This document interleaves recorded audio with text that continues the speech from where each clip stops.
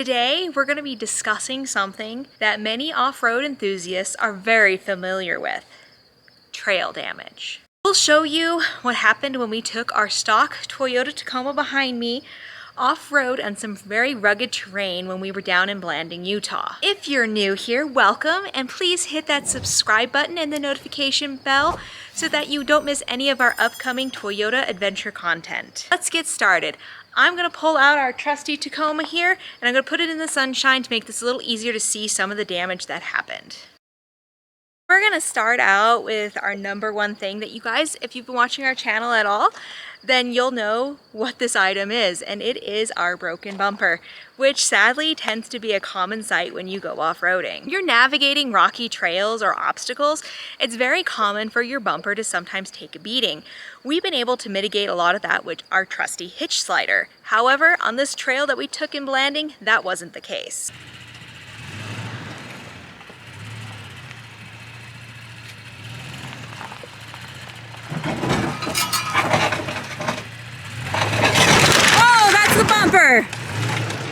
To mitigate this problem in the future, since Toyota bumpers are mostly made of plastic, which I'll show you here in a minute, we are going to be upgrading to a metal off-road bumper, but not a typical off-road bumper. This one is actually going to be more stock looking, so it'll keep the stock angle of the truck. So if you have a stock vehicle, you'll know if you'll be scraping your bumper or not. So let's go and let's look at this bumper. You can see here, the bumper is pretty much gone. This whole corner piece came off while we were on the recapture trail in Blanding, and really for the obstacle we were on, the only way we might have been able to avoid this was by taking the dip that we went through straight on. Our hitch slider caught and then it released, but since the truck was at an angle, it took the bumper off. So this is all plastic, as you can hear. And the other side is just a plastic little cover. And so it just kind of just popped off. And so all the stoutness that it attaches to is still here. And so we had the option of buying a new cover or all the pieces that go with this, or buying a metal bumper. And we decided, since we tend to go on trails that require some decent departure angle, that we decided that going with a metal bumper at this time would be great. But we didn't want to go with anything that was too off-roady looking, because we kind of like the stock look of our Tacoma. So we'll be replacing that here shortly in another video. We're going to be moving on to something that's a little bit less damaging, but still kind of hurts the first time it happens. We're going to be talking about paint scratches. Put the Tacoma into the sun, so this is a little bit easier for you guys to see. We'll get a close-up here in a minute. But paint scratches when you're off-roading can happen at any time. Usually this is caused by debris that's in the trail, branches, or sometimes even rocks.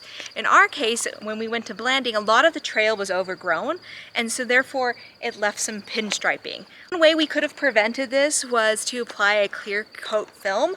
Other ways we like to do it is with some of those gaudy decals that a lot of you don't like, but honestly, that would have protected from this specific scratch here if I would have had a giant decal on at this point, and it would have protected against some of the rock chips that we ended up getting as well. However, for these minor scratches, most of these will be able to be buffed out, and we will cover that in a future video for you to show kind of the process we use to take care of our Tacoma after adventures like these. We like to keep our truck in good shape, and getting off-road pinstriping is never a goal, but it is a hazard of the trail.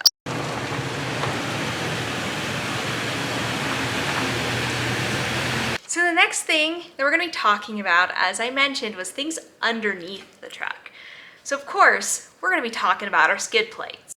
Skid plate bangs, wangs, whatever you want to call them, are usually considered a badge of honor in the off-road community. To be honest, they can protect the vital components of your vehicle and make sure that you get home. They're one of the most important things that you can add to your truck. In fact, if you plan on going off-road at all and you don't have any skid plates, that is the #1 modification that we would recommend to you today. We had to add them to our Ram 1500, and we've had to add them to a Ford as well. So they are readily available for most models. The other thing that you should also do is regularly inspect your skid plates after going off-roading. So that's kind of what we're gonna do today. We're gonna take a look and see what kind of damage our skid plate took doing all those difficult trails. So far, if you've been following our channel, we've never had to replace a skid plate. We did buy a replacement skid plate for our 22 that we never had to use because it was pretty dented by the time that we traded it in. So let's go take a look underneath. So here is our TRD off-road skid plate. Our Tacoma came this way from the factory, so it has that nice thick Pro skid plate on it. Honestly, the regular skid plates do pretty fine, so I don't know if this is a requirement, but if you don't have one, these are not too expensive to pick up. But now let's see what we have here. So, as you can see, we do have some scrapage going on here. This all looks pretty decent. We do have quite a bit of scraping up. Here's some more right there. So we obviously had some decent scrapes on the trail this time. But this is not to be unexpected. With the Tacoma having a little bit lower ground clearance than like our ZR2, this was expected when we took this truck on the trail. But honestly, it fared pretty well. It went through some pretty rough terrain, and having only the minor scrapes that it does have isn't terrible. I think that this one here, I don't know if you can see that. Some of these ones are not great. I think we have one right there. But yeah, overall, it's not unexpected. The skid plate held up really well. We're gonna talk about, and I hate this one, because this is something that this is not fun. We're gonna talk about body damage. So we're not sure which trail we picked it up on, but we think it might have been recapture trail on one of the offshoots that we were taking that didn't go through. Honestly, we don't know because the truck was covered in mud and dirt at that point, so we didn't inspect this until we got home. So we have body damage right here. Right there, little dimple. I'm sure now that it's all hyper-focused right there. Yeah. Sometimes, no matter how careful you are, these dings can happen. And honestly, if we put rock rails on this thing, like we had on the ZR2, this would not be a problem. This dent wouldn't have happened. It would have hit the rock rail home scot-free. The problem with a lot of the rock rails out there for the current Tacoma generation is that they're super heavy and they take away from payload. And so we haven't put any rock sliders on this yet because the Tacoma's payload is so low that it makes it hard when you're taking a long trip or you're overlanding, because you're going to overload without adding modifications, you know, airbags and things like that. Tiny dent. It is just, it's not terrible.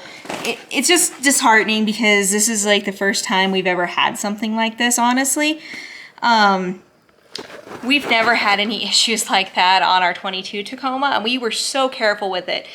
And since it was a long bed, maybe we were a little more careful within this one since it's a short bed, I don't know. But this is the first time we've ever had a rock ding, which is surprising to me because we took our Ram at tons of places and came so close. We did crescent moon the Ram on white rim, but it was underneath where you couldn't really see it. So, and it didn't break the paint. So this one hurts a little bit more.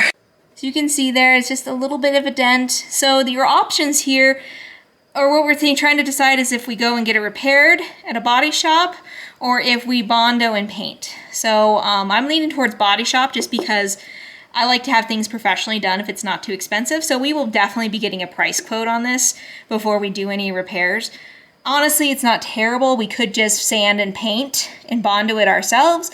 But if I can get it professionally done to make sure that this doesn't have any rust issues in the future, that is my goal here. Of course, other things that we had happen on the trail were, you know, the fender flares. They're always gonna get scratched, but honestly, like, they're fender flares. I'm not too concerned about them. Use a little bit of blackout kit. They're good to go. But the fender flares did have some minor scratching. We do have a few little rock chips here and there, but honestly, it's a truck. It's gonna get used like a truck. So those would happen regardless on if it went off-roading or not. So there you have it.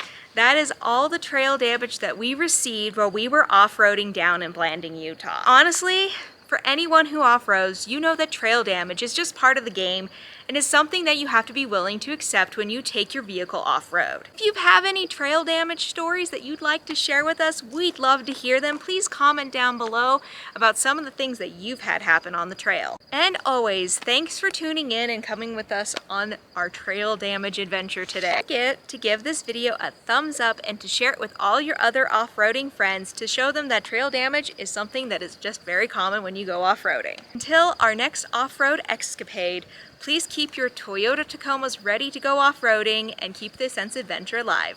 We'll see you later.